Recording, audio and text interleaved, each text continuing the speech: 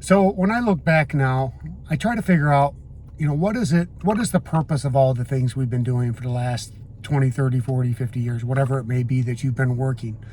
And I think for most of us is we're trying to get to a point where we have some idea of what freedom would look like, freedom from a job, and freedom from the daily grind. And I believe that most of that is wrapped up a lot in just talking about finances, because obviously the financial hurdle is the biggest one that you have to overcome. You have to make sure that you have enough saved and enough income generating assets to provide for a certain lifestyle that you expect to have during your retirement. And I think if you don't know what that lifestyle is going to be, it's really hard to come up with the number that's going to make it all work, because you have no idea how much money you're really going to spend. And without knowing that, it's hard to put a goalpost to say, okay, now is enough. Because I think that's what keeps people at work longer than they probably need to be, is because they don't know how much they plan to spend. They don't really understand how much their retirement's going to cost them and the life that they want to have. So they just keep working. And because of a lack of a plan, they decide not to have a plan at all and not to act on any plan. So they just continue down the same path over and over and over again. And I'm not saying that's good or bad. I'm just pointing out, I believe, what seems to be obvious for a lot of folks is that they don't know for sure what it's going to look like to be retired, so they don't want to retire, so they just keep working. And then you end up being, nobody, I think, wants to be the richest guy in the graveyard.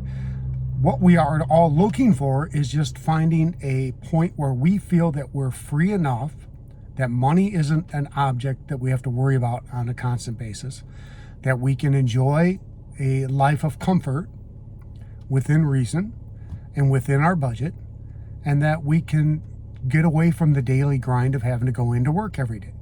I mean, that's just, to me, that's what freedom sounds like, right?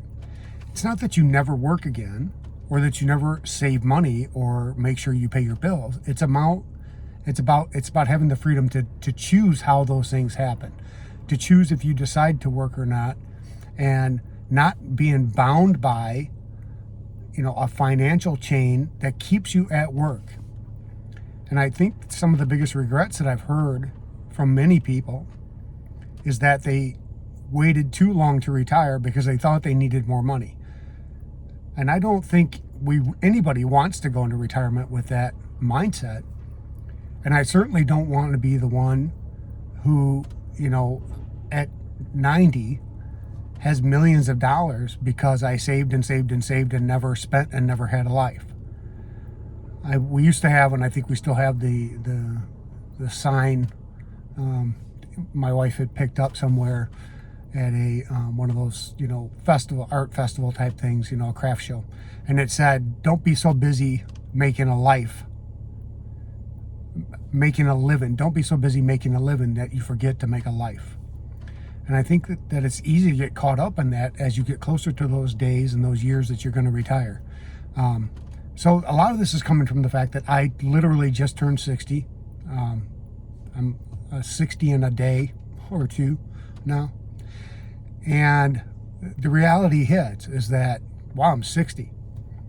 And, how many good years do you have left when you hit 60? And a lot of that comes down to how good your health is and how good your habits are. But it also comes down to what have you done to build some kind of a life. And despite the best efforts, I think, you may have a life in mind, but do you have a way to get there? Do you have a pathway that's going to lead you to that? And I'm at least excited to say that, yes, I have approximately 8 months left of this life, this work life that I have, to hit my number so that I can retire from my current work, that I can go join my family in Florida and live the life we have planned. That doesn't mean that I won't work. It doesn't mean that we don't still have to worry about money. But it does mean that I've reached at least one milestone of what a lot of people would consider freedom.